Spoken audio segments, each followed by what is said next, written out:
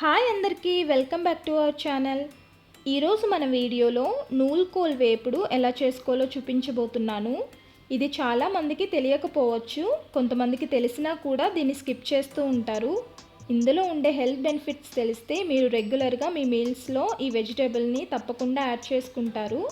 ఇది మన అరుగుదలకి, వెయిట్ లాస్కి, హార్ట్ హెల్త్కి, బోన్స్ స్ట్రాంగ్గా ఉండడానికి, అలానే డయాబెటిక్ పేషెంట్స్కి షుగర్ కంట్రోల్లో ఉండడానికి బాగా హెల్ప్ అవుతుంది. మరి ఇంకా లేట్ చేయకుండా ఈ హెల్దీ నూలుకోల్ వేపుడు ఎలా చేసుకోవాలో చూసేద్దామా. దీనికోసం నేను ఇక్కడ 1/2 కిలో నూలుకోల్ దుంపల్ని తీసుకున్నాను. ఇవి లేతగా ఉండేటటువంటివి మాత్రమే తీసుకోండి. ఇప్పుడు దీనిపైన ఉండే కాడలు తీసేసి అలానే దీనికి ఉండే చెక్కును కూడా రిమూవ్ చేసేసుకోవాలి.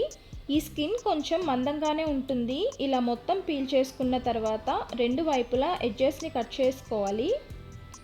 అన్నింటినీ నీట్గా పీల్ చేసుకొని ఒకసారి కడిగి ఇప్పుడు ముక్కలుగా కట్ చేసుకుందాం. మరీ పెద్దగా మరీ చిన్న ముక్కలుగా కాకుండా ఈ విధంగా కట్ చేసుకోండి. అన్నింటినీ ఇలా కట్ చేసి పక్కన పెట్టుకుందాం. ఇప్పుడు స్టవ్ ఆన్ చేసి కడాయి పెట్టుకొని కొద్దిగా ఆయిల్ వేసుకుంటున్నాను. ఈ వేపుడు చేసుకోవడానికి ఆయిల్ కూడా ఎక్కువ వేయనవసరం లేదు. నూనె కాగిన తర్వాత 1 స్పూన్ పచ్చిశనగపప్పు, 1 స్పూన్ మినప్పప్పు, 1 స్పూన్ ఆవాలు, 1/2 స్పూన్ జీలకర్ర ఇవన్నీ వేసుకొని వేగాక 2 ఎండుమిరపకాయలు ఇలా తుంచి వేసుకోండి. అలానే 2 రెమ్మల కరివేపాకు, చిన్నగా కట్ చేసుకున్న ఉల్లిపాయ ముక్కలు, దంచి తీసుకున్న 3-4 వెల్లుల్లి రెబ్బలు కూడా వేసుకొని వేగనివ్వాలి. ఈ ఉల్లిపాయ ముక్కలు ఎర్రగా వేగనవసరం లేదు, లైట్గా వేగి ఇలా ట్రాన్స్పరెంట్గా అయితే సరిపోతుంది. ఇప్పుడు ముందుగా కట్ చేసి పెట్టుకున్న నూలుకోల్ ముక్కల్ని ఇందులోకి వేసుకుందాం. ఇలా ముక్కలు వేసుకున్న తర్వాత ఒక 2 నిమిషాలు ఈ నూనెలో వేయించాలి. ఇప్పుడు ఇందులో 1/2 స్పూన్ పసుపు, మీ రుచికి తగ్గట్టు ఉప్పును వేసుకోండి. ఇప్పుడు ఈ పసుపు సాల్ట్ ముక్కలన్నిటికీ పట్టేలా అంతా ఒకసారి మిక్స్ చేసుకుందాం. ఇలా కలుపుకున్న తర్వాత ఈ ముక్కలు ఉడకడానికి కొద్దిగా నీళ్ళని వేసుకోవాలి. నేను ఇక్కడ 1/2 కప్పు నీళ్ళని యాడ్ చేసుకుంటున్నాను.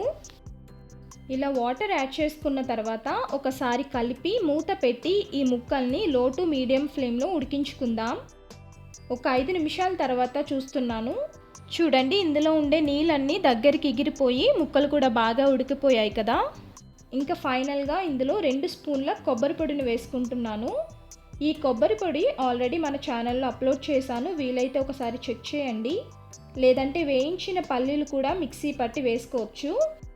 ఇలా కొబ్బరి పొడి వేసుకొని కలిపి 1 నిమిషం పాటు ఉంచి స్టవ్ ఆఫ్ చేసుకుంటే మన నూలుకోల్ వేపుడు రెడీ అయిపోయింది. పప్పు, సాంబార్, రసం లాంటి వాటికి ఈ నూలుకోల్ వేపుడు సైడ్ డిష్గా చాలా బాగుంటుంది. మరి ఈ నూలుకోల్ వేపుడిని నేను చెప్పిన ప్రాసెస్లో మీరు కూడా తప్పకుండా ఇంట్లో ట్రై చేయండి. ట్రై చేసిన తర్వాత రెసిపీ ఎలా వచ్చిందో మీ ఫీడ్బ్యాక్ని కామెంట్స్లో చెప్పండి. అలానే వీడియో నచ్చితే లైక్ చేసి మీ ఫ్యామిలీ ఫ్రెండ్స్కి కూడా షేర్ చేయండి. ఇలాంటి మంచి రెసిపీస్ కోసం మన ఛానల్ని సబ్స్క్రైబ్ చేసుకోవడం మర్చిపోవద్దు. Thank you for watching.